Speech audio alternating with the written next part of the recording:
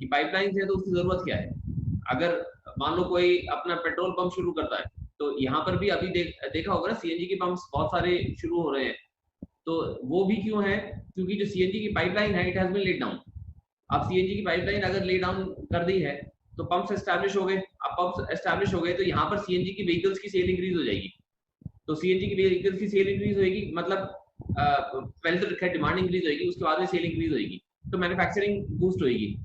तो जो कंपनीज होंगी तो they are going to transit from making just petrol and diesel vehicles to CNG vehicles as well. तो उसकी वजह से आपका इकोनॉमी को बूस्ट मिलता है।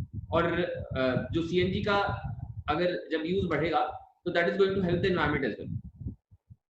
तो ये इंटरकनेक्टेडनेस पता होनी चाहिए। तो अभी पाइपलाइंस का देख लेते हैं। तो पाइपलाइंस का तो हमने ये तो डिस्कस कर लिया था कि it is used to transport crude oil और गैस प्राइमरली नेचुरल गैस। तो सीएनजी भी जो ट्रांसपोर्ट होती है that is compressed natural gas. तो एक तो आपके रिफाइनरीज में जाती है, तो ज्यादातर जो क्रूड ऑयल है इंडिया का दैट इज इम्पोर्टेड। तो जो ज्यादातर जो क्रूड ऑयल इंपोर्ट हम करते हैं तो दैट इज थ्रू शिप्स। तो बड़े बड़े कंटेनर शिप्स होते हैं जिसके अंदर क्रूड ऑयल लाया जाता है। लेकिन अब जैसे रोड ट्रांसपोर्ट का है ना, तो वैसे ही इवन जो शिप्स हैं, shipping is a much cheaper transport. लेकिन इन द लॉन्ग रन अगर देखें, अगर सिर्फ शिप से ट्रांसपोर्ट करते हैं तो वो पॉल्यूटिंग भी ज्यादा है, उसकी कॉस्ट भी ज्यादा है, और एक्सीडेंट्स की भी केसेस काफी होते हैं। तो एक्सीडेंट की वजह से ऑयल स्पिल्स भी होते हैं। तो उसकी जगह अगर पाइपलाइन एस्टैब्लिश कर दें तो ये लॉन्ग टर्म के लिए काफी बेनिफिशियल हो जाएगा और कॉस्ट भी काफी रिड्यूस हो जाएगी। तो इंटरनेशनली भी India is in talks with a lot of countries. वो काफी सारी पाइपलाइंस प्लान की हुई है। One such pipeline is Tapi pipeline. Tapi है तुर्कमेनिस्तान, अफगानिस्तान, पाकिस्तान, इंडिया। तो तापी पाइपलाइन से ये, क्योंकि हमारा सारा का सारा क्रूड ऑयल क्या इंपोर्ट होता है और गैस भी इंपोर्ट होती है। तो ये तुर्कमेनिस्तान से पाइपलाइन ले करने की का डिस्कशन किया गया था। तुर्कमेनिस्तान अफगानिस्तान के और ऊपर है, सेंट्रल एशियन कंट्री है। तो ड्रॉ करके दिखा देता हूँ। देखो, अगर ये इंडिया है, यहाँ पर पाकिस्तान है, यहाँ अफगानिस्तान है, उसके ऊपर यहाँ कहीं तुर्कमेनिस्तान है। तो जो तापी पाइपलाइन थी ये था तुर्कमेनिस्तान की जो गैस फील्ड है वहां से कनेक्ट करेंगे अफगानिस्तान को, अफगानिस्तान से पाकिस्तान और पाकिस्तान से इंडिया, और इंडिया से बांग्लादेश भी सोच रहा था कि वो भी लिंक कर लेगा इसको, और ये उसको भी नेचुरल गैस मिल सकेगी। लेकिन इंडिया और पाकिस्तान के रिलेशन तो पता ही है, प्लस ये अफगानिस्तान के पॉलिटिकल रियलिटीज भी, वहां पर तालिबान वगैरह है, तो जिसकी वजह से ये सिर्फ बातों में ही है। उसके अलावा आईपीआई भी है, ईरान पाकिस्तान इंडिया की ईरान से इंपोर्ट कर लें, लेकिन उसमें भी पाकिस्तान बीच में आता है।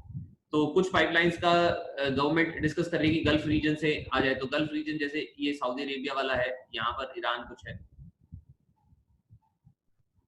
यहाँ इंडिया है। तो यूं कर रहे हैं जैसे ओमान या कतर है या सऊदी अरेबिया है, तो वहां से यमन भी है। तो यहाँ से हम थ्रू सी एक पाइपलाइन लेकर दें कनेक्टिंग इंडिया। तो ये सारे प्लान इसलिए चल रहे हैं ताकि हमारा जो रोड ट्रांसपोर्ट, जो वाटर ट्रांसपोर्ट के ऊपर भी डिपेंडेंस है, जो कंटेनर शिप्स होती हैं, तो उसके ऊपर भी डिपेंडेंस हमारा रिड्यूस हो जाए। तो ये तो होगी बात हमारे शोर्स तक आने की, हमारी एटलीस्ट कंट्री तक पहुंच गया। अब कंट्री से काफी सारी रिफाइनरीज क्या है आपकी इस्टेब्लिश हुई हुई है, इसकी वजह से पोर्ट्स एरियाज पर। अब कुछ रिफाइनरीज हैं जो कि पोर्ट के अलावा भी इंटीरियर एरियाज में भी है, जैसे मथुरा का एग्जाम्पल मैंने दिया था पहले। तो उन रिफाइनरीज तक पहुंचाने के लिए पाइपलाइंस लेकी गई हैं। तो इन पाइपलाइन से it becomes very cheap and effective कि रेगुलर सप्लाई भी होगी, कि there is no disruption in supply, और एक बार इनिशियल इन्वेस्टमेंट हुआ और रेगुलरली हो जाती है। जो इनलैंड लोकेशन की रिफाइनरीज हैं वो उसके कुछ एग्जांपल दिए हैं, बरौनी है, मथुरा है, पानीपत है। और याद हो तो जो fertiliser plants are also set up next to refineries, जो ऑयल रिफाइनरीज होती हैं, क्रूड ऑयल रिफाइनरीज, उसके आसपास में ही you will be finding a lot of fertiliser plants as well. So कुछ जगहें होती हैं जहां पर फर्टिलाइजर प्लांट्स पास में ही डायरेक्टली जाती है पाइप्स, पाइपलाइंस, या जहां पर पाइपलाइन ले कर रहे हैं उसी के आसपास में आपकी फर्टिलाइजर प्लांट्स भी एस्टैब्लिश कर लिए जाते हैं ताकि रॉ मटेरियल की श्योरिटी हो जाए। ठीक है, तो in your book we have 3 important pipeline networks that have been given. तो जो पहले वाला है, तो that is from oil field in upper Assam to Kanpur, और ये बीच वाले एरियाज बताएंगे। तो अपर आसाम बेसिकली जो दिग्बॉय, रुद्र सागर वगैरह वाला जो रीजन, जो रिफाइनरीज है, जो मतलब ऑयल वेल्स हैं जहां से एक्सट्रैक्ट किया जाता है, रुद्र सागर है शायद एक जगह, और जो दिग्बॉय है, तो वहां पर Digboi is the oldest oil field in India, तो वहां से पाइपलाइन ली की गई है टिल कानपुर इन उत्तर प्रदेश। तो एक इंपॉर्टेंट ये है। Then second one is from Salaya in Gujarat to Jalandhar in Punjab, and the third one is HVJ, ये है हजीरा वाया विजयपुर टू जगदीशपुर, तो इसको HVJ पाइपलाइन कहते हैं, जो थर्ड वन है। तो हजीरा से शुरू होती है जगदीशपुर में, तो ये शायद सबसे लंबी वाली है HVJ। So these are the 3 pipelines। तो एटलीस्ट तीनों का लोकेशन पता हो, अगर मार्क करने के लिए आ जाता है, आइडेंटिफाई करने के लिए आता है मैप में, तो you should be able to identify कि आसाम से कानपुर तक मार्क कर सको, और ये सलाया इन गुजरात टू जालंधर, और HVJ हजीरा गुजरात में है, जगदीशपुर उत्तर प्रदेश में, और बीच में विजयपुर आता है इन Madhya Pradesh. And the fourth means of transport हमारा है waterways। अब waterways क्या है? It is one of the cheapest transport means। तो जो ट्रांसपोर्टेशन कॉस्ट है, फॉर एग्जांपल अगर 2 रुपीज पर किलोमीटर लग रहा है रोडवेज में, तो it is going to be about 50 paise in waterways. तो बहुत कंपैरेटिवली बहुत चीप लगता है। जो इसका फ्यूल है वो भी ये इतना महंगा नहीं आता, very cheap kind of fuel is used in waterways. तो इसके काफी सारे फायदे हैं कि आपका जो इंफ्रास्ट्रक्चर है काफी हद तक पहले से बना होता है, जैसे इनलैंड रिवर्स हैं या ओशियन है, तो दे ऑलरेडी एग्जिस्ट, तो उसी का ही यूज कर रहे होते हैं। उसके अलावा वाटर फ्लो के हिसाब से भी जो एनर्जी रिक्वायरमेंट है that is less, then it causes less pollution, क्योंकि एनर्जी रिक्वायरमेंट इसमें रिलेटिवली कम होती है। उसके अलावा कुछ टाइप के गुड्स होते हैं which are very large. For example if we want to construct a very big bridge, तो उसके जो कंपोनेंट्स होंगे वो बहुत बड़े होंगे, and carrying those components is not feasible by roadways, क्योंकि उतनी बड़ी आपकी गाड़ी भी होनी चाहिए, और अगर मान लो उतनी बड़ी आप गाड़ी बना भी लेते हो, you have a very large truck, so it is very difficult to take that truck at different places, क्योंकि वहां पर रास्ते में ब्रिजेस भी आएंगे और ट्रैफिक वगैरह भी होगा, तो देयर आर न्यूमरस प्रॉब्लम्स।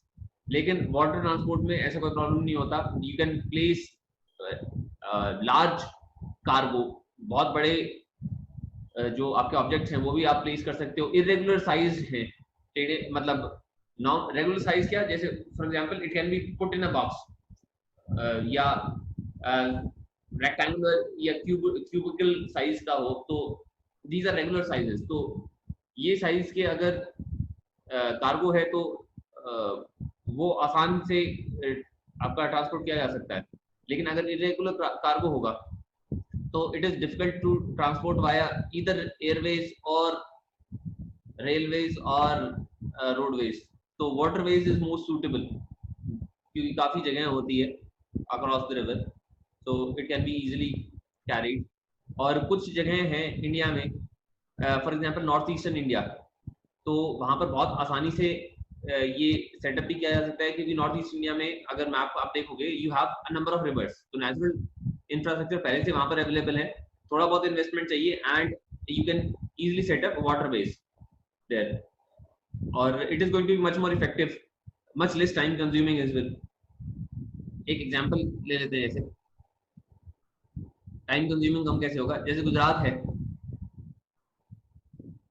ये गुजरात वाला है। अब गुजरात में यहाँ पर कोई है and this person wants to go to से मुंबई, तो यहाँ तक के जाने के लिए इसको पूरा घूम के आना पड़ेगा, रेलवेज के लिए भी पूरा घूम के आना पड़ेगा, और अगर वाटर ट्रांसपोर्ट यूज करेंगे तो सीधा सीधा आ सकते हैं। तो it is less time consuming, more efficient. और इंटरनेशनल कनेक्टिविटी के लिए भी इट इज हाईली इंपॉर्टेंट। जो जितना भी ट्रेड है इंडिया का, international trade, more than 90% of the trade is through water transport. तो ओशियंस के थ्रू ही आपका 90% ट्रेड आता है। जो नेबर्स हैं उनके साथ में इतने कुछ अच्छे रिलेशंस नहीं है, और कई नेबर्स के साथ में जैसे पाकिस्तान है तो we have a lot of troubles. और जो बाकी नेबर्स हैं जैसे म्यांमार की बॉर्डर हो गया या बांग्लादेश का, तो वहां पर काफी बांग्लादेश का तो खैर काफी इंप्रूव हो गया। म्यांमार वाले बॉर्डर पर इंसर्जेंसीज हैं, वहां पर ट्रांसपोर्ट करना सेफ नहीं है। So most of the trade takes place through the waterways. तो जो इंडिया का इंडियन इनलैंड नेविगेशन वाटरवेज है दैट इज ऑफ 1500 किलोमीटर, लेकिन ये it is far below its potential. जितना यूटिलाइज करना चाहिए उतना यूटिलाइज नहीं किया गया है ये आज तक। जो 14,500 है उसमें से सिर्फ 5,685 किलोमीटर्स आर नेविगेबल, मतलब इतने में शिप्स जा सकती हैं, बाकी में you need to work upon it, then only it can work. और वैसे वाटरवेज डेवलप करने के कुछ रिस्ट्रिक्शंस भी हैं आपके इंडिया में। जैसे टॉपोग्राफी का हमने किया था ना, रेलवेज में डिस्कस किया था टॉपोग्राफी का इशू। तो topographical issue is also in waterways, क्योंकि जो मान लो रिवर्स हैं लेकिन इंटरकनेक्ट किस तरीके से करें, so that is a problem. बीच में पहाड़ आ जाते हैं, प्लेटूज आ जाते हैं, तो it can be a problem there. लेकिन एटलीस्ट जहां पर जितना किया जा सकता है डेवलप उतना भी नहीं किया हुआ है। Only 1/3 of its potential has been developed, और वो भी प्रॉपर्ली यूज नहीं किया जा रहा है। देन वी हैव ये सम waterways have been declared as national waterways। तो ये थोड़ा सा recent occurrence है, कुछ टाइम पहले ही जो waterways है these have been declared as national waterways, 5-6 साल पहले की बात होगी शायद। तो जो national waterway 1 है, जैसे national highways है ना, उसी तरीके से national waterways डिक्लेयर किए हुए हैं। तो national waterway 1 है आपका गंगा रिवर में between Allahabad and Haldia. Haldia west Bengal में है, तो इलाहाबाद और हल्दिया के बीच में डिक्लेयर किया हुआ है। Then national waterway 2 is along Brahmaputra river, ये है सदिया और धुबरी के बीच में। ये देखना पड़ेगा सदिया और धुबरी का है, ठीक है। तो ये मल्टीपल चॉइस में आ सकते हैं नेशनल वाटरवेज कौन से हैं। तो दे कैन आस्क यू कि national waterway 1 is between which 2 cities, या it is along which river, तो वो पता होना चाहिए। तो waterway 1 is Ganga river, waterway 2 is Brahmaputra river. Along with the places, you need to remember the places as well. National waterway 3 is along the west coast canal in Kerala. देखो, ये आगे picture भी मैंने शायद attach की थी, map था आगे।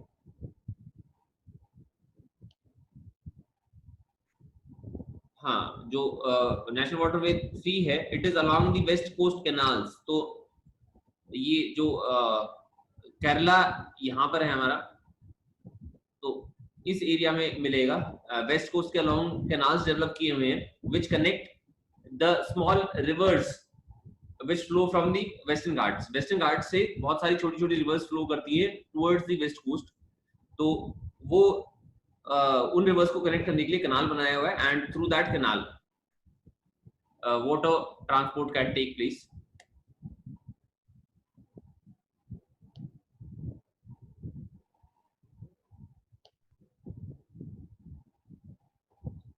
Then waterway number 4 Godavari and Krishna rivers का, तो ये आपको वहां से मिलेगा। It Godavari and Krishna run along Maharashtra to Telangana and Andhra Pradesh. कुछ शायद मध्य प्रदेश से भी क्रॉस होती है, तो एटलीस्ट नाम याद रखने पड़ेंगे। तो देयर इज ये मैप पे भी प्लॉट करके देख लेना, तो याद करने में थोड़ा सा आसान रहेगा। ओके, तो जो पोर्ट्स हैं, अब पोर्ट्स की बात कर लेते हैं। ये वाटरवेज का हो गया। जो पोर्ट्स हैं, ports are developed along the coast. तो इनलैंड पोर्ट भी होते हैं खैर, जो इनलैंड वाटरवेज के लिए यूज होते हैं, लेकिन जो बाकी पोर्ट्स है जो इंटरनेशनल ट्रेड के लिए यूज होते हैं या ओशन के वहां पर होते हैं, these are major ports through which most of the trade takes place. मैंने 90% कहा था, ये 95% है वैसे। 95% by trade volume and 68% in terms of value is moved by sea. That is about 7500 kilometers, 7516.6 kilometers. Competitive exams में काफी पूछा जाता है ये वाला क्वेश्चन कि इंडिया की कोस्ट लाइन कितनी है। लेकिन despite this, India does not have many ports. कितनी बड़ी कोस्ट लाइन है, still India has very few ports. It has only 12 major ports and 200 notified known major ports. तो ज्यादातर जो ट्रेड होता है, जो 95% की हम बात कर लेते हैं, तो it is through 12 major ports. तो जो ज्यादातर पोर्ट्स हैं, these are going to be on the western coast. West coast क्यों? क्योंकि ये नेचुरली सूटेबल है फॉर पोर्ट्स। अगर आप ओरिजिन ये इंडिया का जो जियोलॉजिकल हिस्ट्री का पढ़ोगे, तो उसमें जो अरेबियन सी जहां पर है, तो there was a subduction of land mass across this. पहले ये जो लैंड मास था, ये पूरा ऊपर था, लेकिन कई millions of years ago what happened, it subducted, नीचे चला गया, जिसके साथ में जहां पर ये आ गई अरेबियन सी आ गई। तो इसको ड्राफ्ट काफी मिल जाता है पोर्ट्स को। मतलब पोर्ट्स में जब शिप आती है तो उसको डेप्थ काफी चाहिए होती है ना शिप को, ताकि वो मूव कर सके पोर्ट के अंदर। तो वो नेचुरली यहाँ पर अवेलेबल है वेस्ट कोस्ट पर। तो अगर ये सवाल पूछ लेते हैं कि आपका पोर्ट्स ज्यादा कहाँ पर मिलेंगे, कौन से कोस्ट पर मिलेंगे, तो definitely it is going to be the west coast. तो कौन से पोर्ट्स हैं ये देख लेते हैं। कांडला पोर्ट है, it is also known as Deendayal port in Kutch, तो यहाँ पर है कच्छ एरिया में। और this was the first port which was established after independence. Independence से पहले क्या था, जो ये पाकिस्तान वाला एरिया ये भी हमारे पास में था। अब एक मेजर पोर्ट इंडिपेंडेंस से पहले था मुंबई, दूसरा मेजर पोर्ट था कराची, जो कि यहाँ पर है, यहाँ कहीं।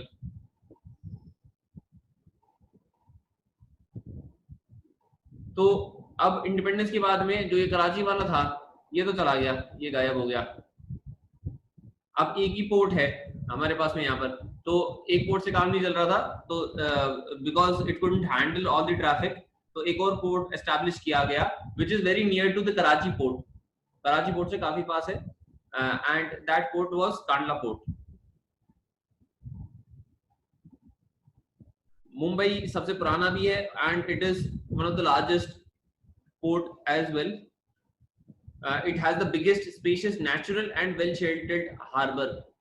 तो it is spacious, natural harbor भी है। मुंबई आपका it is surrounded by water, छोटे छोटे islands है मुंबई में, अगर नहीं पता हो तो these have been interconnected। तो natural harbor available है मुंबई में, जहां पर बड़ी ships भी आ सकती हैं। तो इसमें दो पोर्ट्स हैं यहाँ पर, एक तो मुंबई पोर्ट है और दूसरा जवाहरलाल नेहरू पोर्ट है। पहले मुंबई पोर्ट था जो कि ब्रिटिश टाइम में एस्टैब्लिश कर दिया गया था, लेकिन it could take on all the load of the cargo. तो क्योंकि ट्रैफिक ज्यादा हो रहा था, तो उसकी वजह से जवाहरलाल नेहरू पोर्ट भी एस्टैब्लिश कर दिया आफ्टर इंडिपेंडेंस। देन गोवा में है मर्मागांव पोर्ट, कर्नाटका में है मैंगलोर पोर्ट। जब हम मिनरल्स की डिस्कशन कर रहे थे, तो we had discussed that iron ore is found in Goa, और जो मुंबई का ये महाराष्ट्र का रत्नागिरी एरिया है, वहां पर भी मिलती है। तो specially for Goa the iron ore mined in Goa is exported, तो that export takes place through Marmagao port. Similarly, Karnataka में export of iron ore takes place from New Mangalore port. ये लोकेशन के लिए आ सकते हैं आपको, तो do this as map work आपको अलग से भी देंगे वैसे बाद में। उसके अलावा कोची है आपका इन कर्नाटका, तो यहाँ पर भी एक नेचुरल लगून है, उसके वहां पर एस्टैब्लिश्ड है। लगून क्या होता है? इट इज जैसे ये इस तरीके का स्ट्रक्चर होता है आपका, जो सेडिमेंट्री डिपॉजिट्स यहाँ पर हो जाते हैं और यहाँ पर वाटर फिल्ड होता है, जो आपका ओशन का एरिया है, that is enclosed partially, at least that is enclosed from at least 3 sides, और यहाँ से शिप जा सकती हैं और इधर पोर्ट एस्टैब्लिश हो जाता है। तो जो कोची पोर्ट है वो इस तरीके से एस्टैब्लिश्ड है। तो इसका क्या फायदा होता है कि these kind of ports are relatively more stable, इसलिए इनको कहते हैं these are naturally sheltered ports. क्यों? अगर बहुत ज्यादा हाई टाइड होता है, बहुत ज्यादा वेव्स आ रही होती हैं, या विंड वेलोसिटी बहुत ज्यादा है जो कि आ रही है, तो जो आपकी शिप्स होंगी उनको नेचुरल शेल्टर मिल जाता है यहाँ पर। On the eastern side we have Paradweep port in पहले कोलकाता से शुरू करते हैं। सबसे पहले तो कोलकाता का था, कोलकाता पोर्ट है ईस्टर्न कोस्ट में। तो this is the one of the most ancient, one of the most oldest, ancient नहीं ओल्डेस्ट, क्योंकि जो ब्रिटिशर्स थे उन्होंने पहले वहां पर ही एस्टैब्लिश किया था। जो कोलकाता का पोर्ट है वो नेचुरल पोर्ट नहीं है, आर्टिफिशियल है, वो बनाया गया है। तो it was turn into a port by the British. वहां पर रेगुलर ड्रेजिंग की जरूरत होती है। ड्रेजिंग क्या होता है? एक प्रोसेस है आपका, जो रिवर्स, ये रिवर के साथ में बना हुआ है जो कोलकाता पोर्ट है, ये शायद हुगली रिवर के वहीं पे ही है। तो जब रिवर्स फ्लो कर रही होती है ना, तो दे डिपॉजिट देयर सेडिमेंट्स, जो अलूवियल सॉइल वगैरह होता है डिपॉजिट होता है, तो वैसे ही सेडिमेंट्स डिपॉजिट हो जाता है ऑन अलोंग द पोर्ट्स। तो जो पोर्ट की डेप्थ होगी वो रिड्यूस होती रहती है। तो अगर बहुत ज्यादा डिपॉजिट हो जाएगा सेडिमेंट का, तो the ship will not be able to move. तो यूं लगा लो, ये जैसे पोर्ट है, यहाँ पर शिप आ जाती है, अब पानी यहाँ पर जा रहा है, तो सेडिमेंट्स यहाँ पर डिपॉजिट होते जाएंगे। अगर ज्यादा डिपॉजिट हो जाएंगे तो शिप का आने जाने में दिक्कत होगी, फंस सकती है। तो इसलिए कॉन्टिन्यूसली ड्रेजिंग रिक्वायर्ड होती है। ड्रेजिंग क्या होती है? रिमूवल ऑफ दिस, इसको निकाल कर फैलाने की को कहते हैं ड्रेजिंग। तो कोलकाता पोर्ट भी जैसे सब बहुत पुराना है, तो उसके ऊपर भी ट्रैफिक बहुत ज्यादा था। ब्रिटिश ऑक्यूपेशन तो बंगाल से ही शुरू हुआ था, तो कोलकाता के बाद में हल्दिया पोर्ट भी एक और एस्टैब्लिश कर दिया था to supplement the Kolkata port. उसके अलावा उड़ीसा में है हमारे पास में पाराद्वीप पोर्ट है। तो ये मिनरल रिच एरिया है, यहाँ वाला छोटा नागपुर प्लेटू, तो आयरन एक्सपोर्ट्स के लिए यूज होता है। ये विशाखापट्टनम वाला पर्टिकुलरली है, तो विशाखापट्टनम का जो पोर्ट है located in Andhra Pradesh. This particular port is has been constructed solely for iron exports to Japan and South Korea. तो यहाँ आयरन और माइनिंग एरिया है, जो भी आयरन और या आयरन माइन होता है, आयरन बना रहे होते हैं, तो that is exported through this particular port. Then we have Chennai port, so it is also a very busy port. तो जितने भी पोर्ट है ना, ये हमारे मेजर पोर्ट्स थे। तो जो जितने भी मेजर पोर्ट्स हैं, तो all these major ports are working over capacity. तो जितनी इनकी एक्चुअल कैपेसिटी है ऑपरेट करने की, उससे कहीं ज्यादा कैपेसिटी पे ऑपरेट कर रहे हैं, जिसकी वजह से काफी इनएफिशिएंसी आती है in operation of ports in India. तो हालत ये हो गई है कि there is huge delays in जो टर्न अराउंड टाइम है ना शिप्स का, शिप्स आए और वो सामान वगैरह उतार के चले जाएं, तो that is very high in case of India. तो ये कई कंट्रीज हैं सिंगापुर जैसी, वहां पर turn around time is less then 24 hours, और यहाँ पर कई दिन हो जाते हैं। तो जितना ज्यादा टाइम लगता है, it increases the cost of transportation. और ये श्रीलंका जैसी छोटी कंट्री है हमारे बगल में, तो even this particular country has better ports as compare to India. China ने हेल्प की थी पोर्ट बनाने में, पोर्ट बन गया उसका। तो और हमारा अभी सोच रहे हैं कि that we should also develop our ports.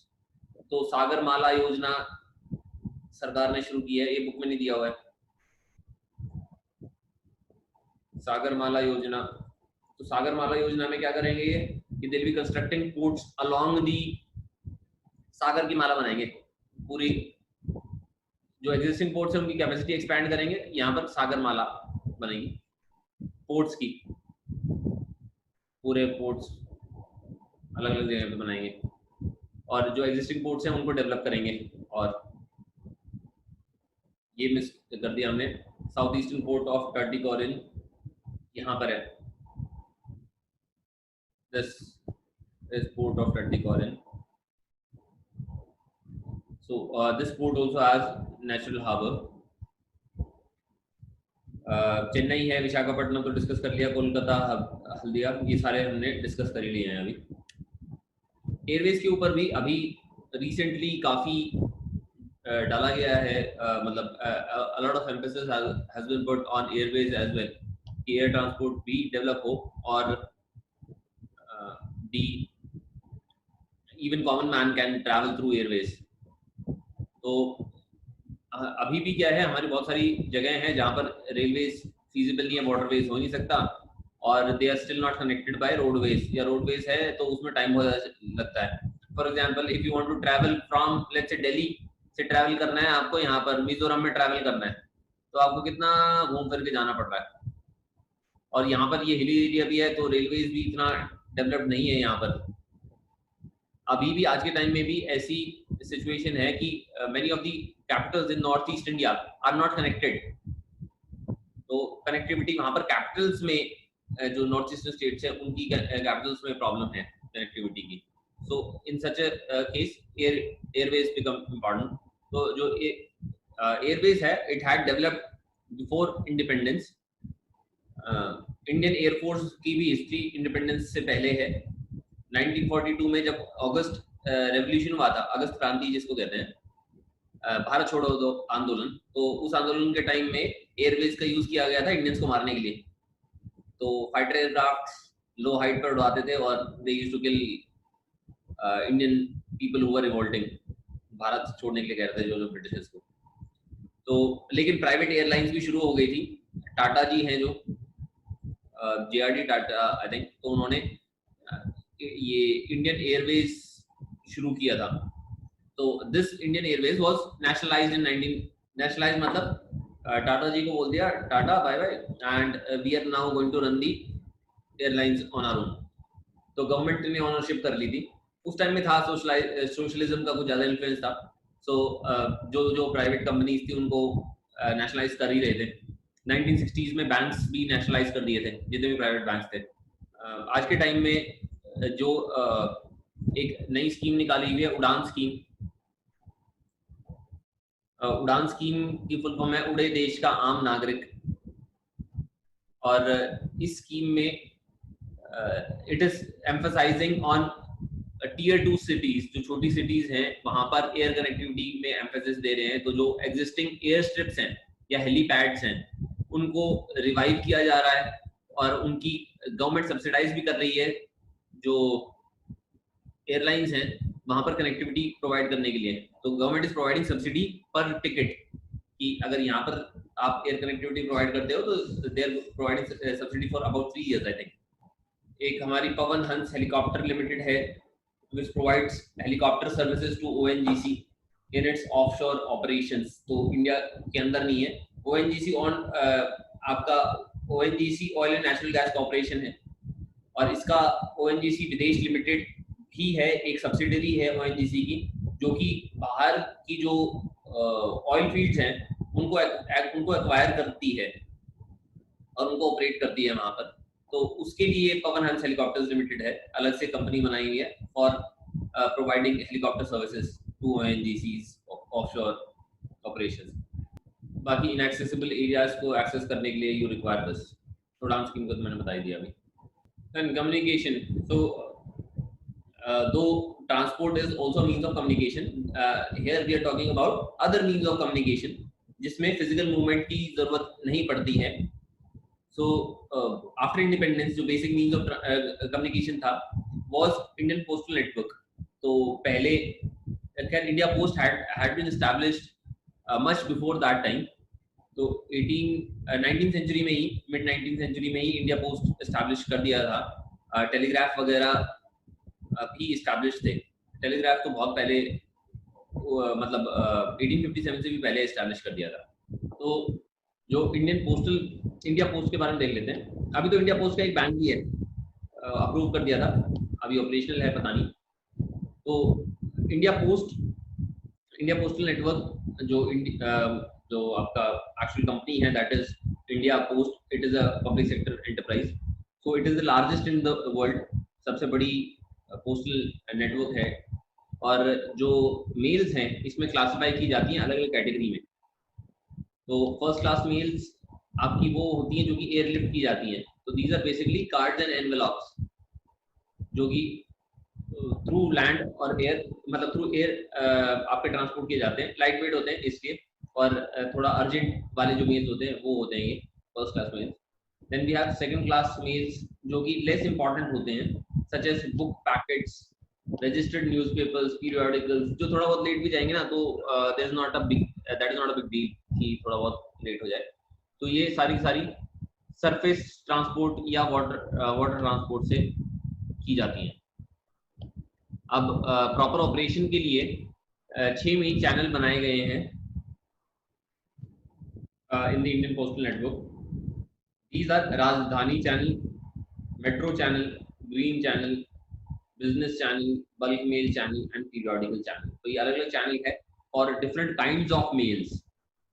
तो पहले तो डिफरेंट क्लासेस ऑफ मेल है और ये अलग अलग चैनल्स हैं ऑफ मेल, ताकि उसको कैटेगराइज किया जा सके। और based upon the urgency, mails can be handled. Then we have telecom network. Telecommunications में सबसे पहले आपका जो लैंडलाइन फोन्स हुआ करते थे। So before liberalization, before 1991, it was very difficult to get a telephone connection. महीनों तक की वेटिंग होती थी, फोन कट जाएगा तो you are dependent on the BSNL guy. BSNL का कंप्लेंट करो, पहले उनका फोन नहीं लग रहा है, उनका फोन डेड है, then you need to call, you need to wait for those guys कि आएंगे ठीक करेंगे। तो there was a lot of problem. Liberalisation के बाद में जो सबसे one of the sectors which has benefited the most is the telecom sector. 1991 के बाद में जब से LPG किया है तब से जो टेलीकॉम सेक्टर है इट हैज बीन रेवोल्यूशनाइज्ड। और सिर्फ जो लैंडलाइंस हैं वो ही नहीं, उसके अलावा बहुत सारे जो आपका मोबाइल नेटवर्क है वो बहुत तेजी से एक्सपैंड किया है। और India has one of the largest subscriber base of mobiles in India, in the world, one of the largest.